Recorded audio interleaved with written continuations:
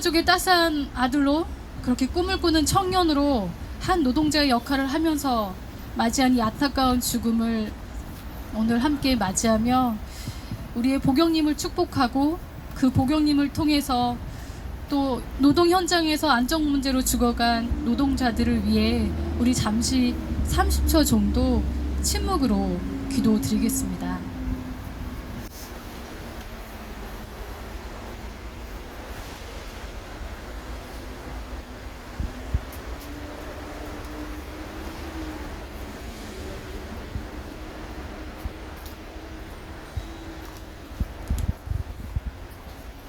주님, 우리는 고 강보경님을 추모합니다. 강보경님, 당신의 아낌없는 가족을 위한 사랑 고맙습니다. 당신을 통해 이어가고 있는 지금의 이 순간, 수많은 노동자들 그 모두에게 위로와 사랑으로 주님도 함께 해주시기를 바라며, 온전한 사랑이신 주님의 이름으로 축복합니다. 아멘.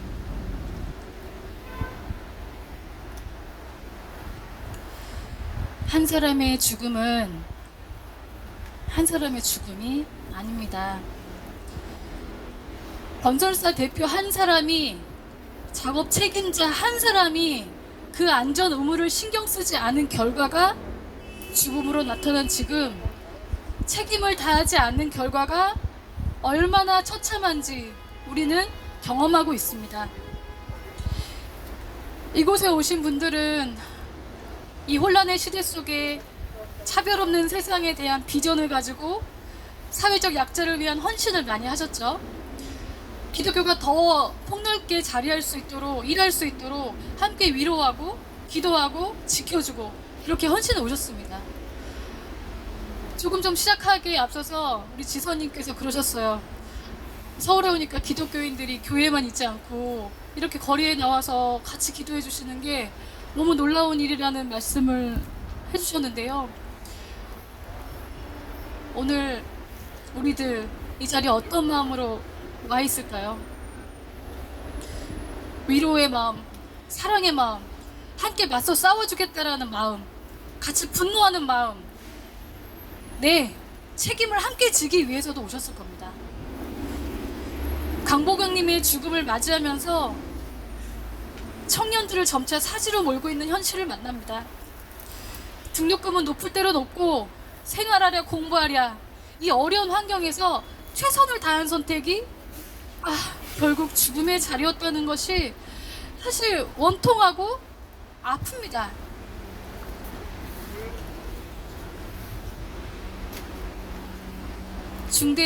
중대재해처벌법을 아마 다 살펴보셨을 텐데요. 2021년도에 제정되고 그 1년 뒤에 2022년 1월 27일 시행되기 시작했습니다.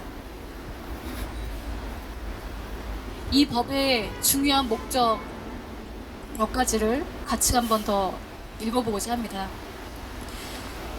안전, 보건 조치 의무를 위반하여 인명피해를 발생하게 한 사업주, 경영 책임자, 공무원 및 법인의 처벌 등을 규정함으로써 중대재해를 예방하고 시민과 종사자의 생명과 신체를 보호함을 목적으로 한다. 이미 여기에 다 걸리는 얘기 아닐까요? 이미 법이 정해져 있는 대로만 실행하면 되는 건데 이게 왜 이렇게 시간이 많이 걸리고 기다려야 하는지 더없이 답답합니다. 이 법이 윤석열 정부 들어오기 전에 제정되어 참 다행이라고도 생각이 들어요. 아마 지금 정부에서 이 법 제정을 기대한다는 건 이미 포기해버릴 수도 있는 또 다른 싸움이었을지도 모르겠습니다. 정말 불행 중 다행인 것은 그나마 이 법을 기준으로 사과와 처벌을 더 강하게 요구할 수 있는 기준이 있다라는 것입니다. 제가 지금 일하고 있는 삶의예술문화원이라는 곳에서는 그 리더십 교육 중에 생명의 힘 키우기라는 프로세스가 있습니다.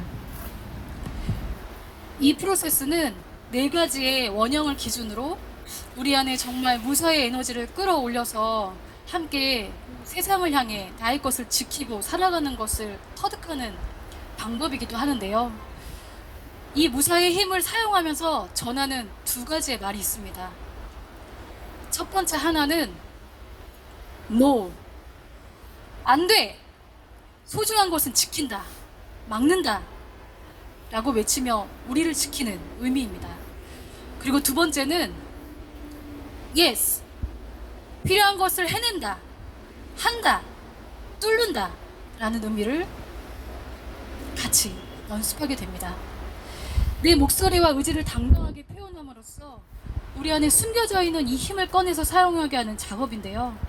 이것은 내가 피해자의 정체성으로 말하는 것이 아니라 그건 너머의 더 높은 정말 참 정체성의 자리에서 살아가도록 이끄는 훈련이기도 합니다.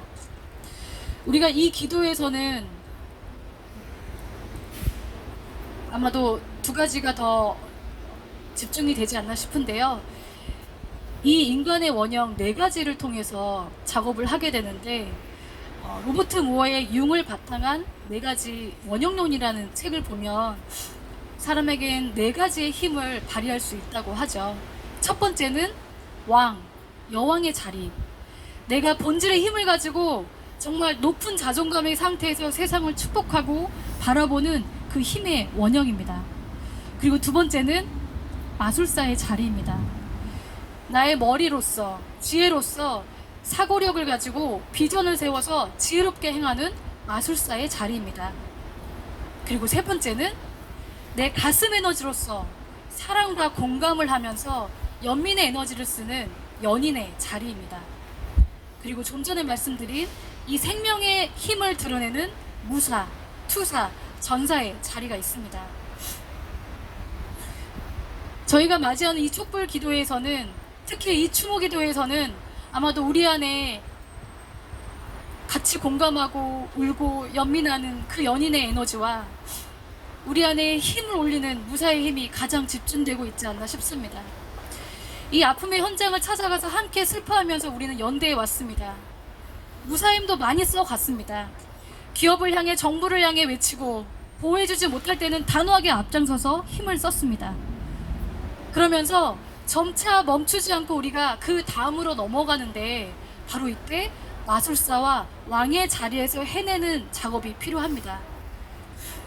먼저 마술사의 자리를 함은 한마디로 이제는 지혜로운 전략을 세워서 전곡을 찌르고 해낸다라는 과정이 필요하다는 것이죠. 상대의 결과에 흔들리지 않고 상대의 전략에 말려들지 않으면서 상대가 승복하게 하는, 그렇게 만드는 지혜 안에서 우리가 길을 찾아가자는 것입니다. 어쩌면 어머님 이제 하루하루 좀 에너지들도 100을 다해서 갔지만 조금씩 시간이 갈수록 그 에너지들을, 그 만남들을 어떻게 해야 할지 모르는 시간들이 오실 수도 있겠습니다. 그러나 그럴 때일수록 우리는 더 지혜를 발휘해서 이 힘만이 아니라 그 안에 지혜를 떠올려 보아야 할 것입니다. 무사와 마술사, 이 에너지가 조화를 이룬 그 하나의 본보기가 무엇이었을까 생각해 보니 다윗과 골리앗의 이야기를 떠올려 보게 됩니다. 사무엘상 17장에 다윗이 골리앗을 향해 한 말을 공동 번역 버전으로 읽어드리겠습니다. 네가 칼을 차고 창과 표창을 잡고 나왔다만 나는 만군의 야훼의 이름을 믿고 나왔다. 네가 욕짓거리를 퍼붓는 이스라엘 군대의 하나님의 이름을 믿고 나왔다. 오늘 야훼께서 너를 내 손아귀에 넣어주셨다. 나야말로 네 놈을 쳐서 목을 떨어뜨리고 네 시체와 블릿의 전군의 시체를 하늘의 새와 들짐승의 밥으로 만들어 주리라. 그리하여 이스라엘이 모시는 하나님이 어떤 분인지 천하에 알게 하리라.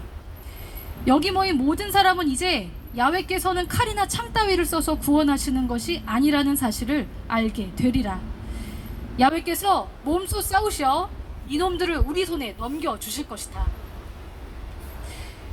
이렇게 말하고 다윗은 엄청난 힘을 가진 골리앗을 돌팔매질 단 한 번으로 정확하게 맞춰서 쓰러뜨립니다. 안 될 것 같은 큰 존재 앞에서 흔들림 없이, 긴장 없이 지혜롭게 그렇게 강하게 나를 지키는 것, 이것이 바로 이 시점 우리에게 요청되는 힘이지 않을까요? 우리가 무사, 투사, 이 전사의 힘과 마술사의 힘, 그 지혜를 더하여 그 다음 이제 완성된 자리인 왕의 자리, 그 여왕의 자리로서 우리의 참 정체성을 드러내야 할 것입니다. 오늘 함께 읽었던 성서 본문은 마리아의 찬가입니다. 한번 주보 그 소서지를 보시겠어요?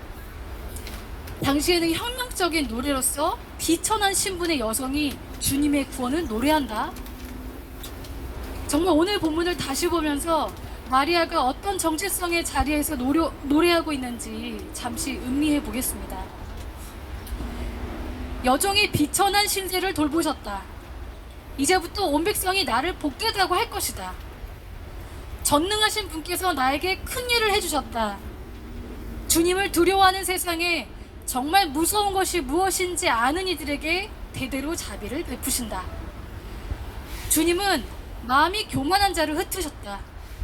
권세 있는 자들을 그 자리에서 내리치고 보잘것없는 이들을 높이셨다.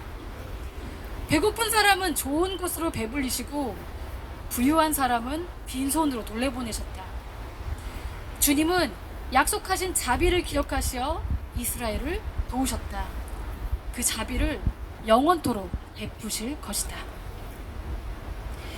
이 마리아의 고백에서 하나님의 인정을 받은 이로써 세상 위에 서서 바로 하늘의 자리에서 함께 있는 마리아의 위엄을 느낄 수 있습니다. 지금 그들의 모습을 하나님께서 수용해 주셨다. 자신들의 기준을 세우고 거기 미치지 못한다고 그러한 이슈로 사람들에게 죄인의 굴레를 씌우던 세상 앞에 약자를 함부로 대하고 짓밟는 시대임에도 비천한 자리에 있던 여인의 입에서 세상을 뒤엎는 혁명적인 말씀이 나왔다라는 뜻입니다. 결국 마리아는 이미 자신의 존재가 하늘로부터 축복받은 이로 지배되지 않는 상태, 지배됨을 넘어서 오히려 지배자들 위에서 선 상태에서 자신의 정체성을 가졌습니다.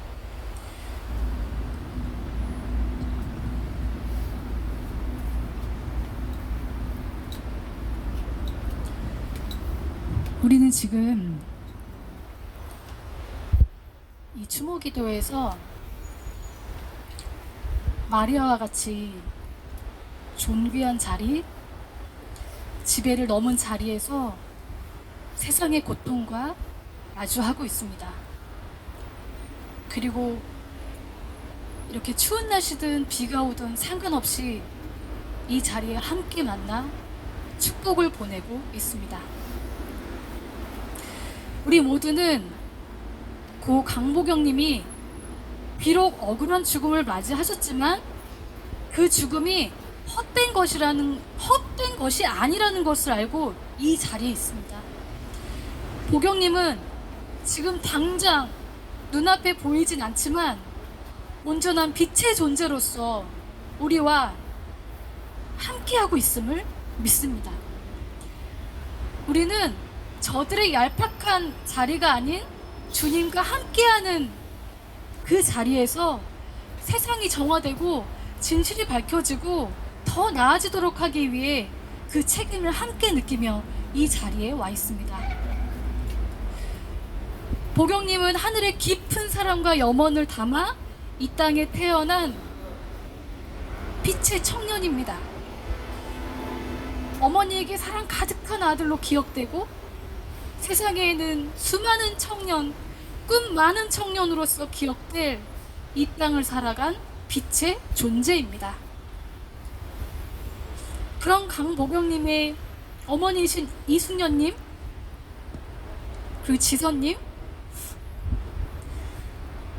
빛의 자녀를 낳은 당신은 이제 그냥 한 청년, 한 아들의 어머니를 넘어서 노동의 현장에서 억울하게 죽어간 수많은 청년 노동자들, 빛의 자녀들의 어머니가 되셨습니다.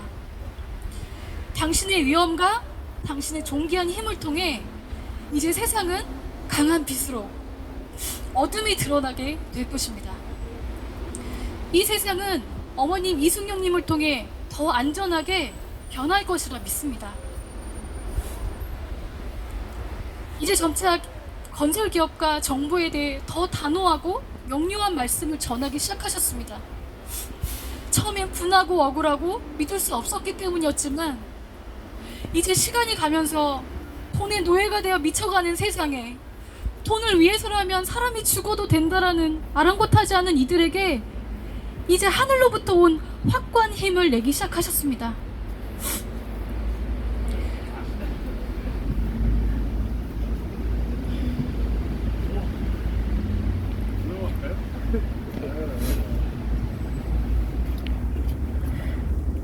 우리가 지금 가는 이 과정은 사실 결과는 모릅니다. 시간이 얼마나 걸릴지도 모릅니다. 다만 고 강복님의 죽음이 헛되이 되지 않도록 책임을 지는 세상을 만드는 그곳입니다. 제대로 된 사과, 더 이상의 죽음이 없길 바라는 마음으로 전심을 다해 달려가는 것입니다. 비밀 하나 알려드릴까요? 사실 여기에 있는 우리 모두가 무서운 이유는 우리가 하늘로부터 부여받은 이 존귀함의 자리에서 이미 저 위에서 시작한 그 자리에서 우리가 결과에 전혀 상관없이 그 결과에 구애됨 없이 앞을 보고 최선을 다해 전진하면서 우리를 지키고 필요한 것은 해낸다는 것입니다. DL-ENC에 대한 진상규명과 책임자, 엄벌, 재발 방지 대책 마련, 이것은 꼭 해낸다.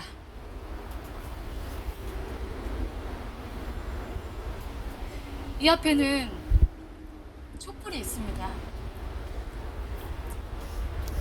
어두운 곳에 빛을 비춰 밝히는 일. 어둠은 빛을 이기지 못한다는 것을 믿고 함께 모인 우리 모두 아니겠습니까? 단결의 힘, 사랑의 힘, 빛의 힘으로 이제 우리는 그 변화를 맛볼 것입니다.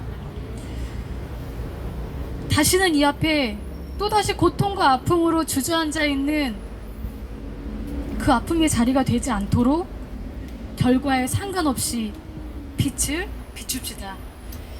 함께하는 우리 모두를 축복합니다. 고맙습니다.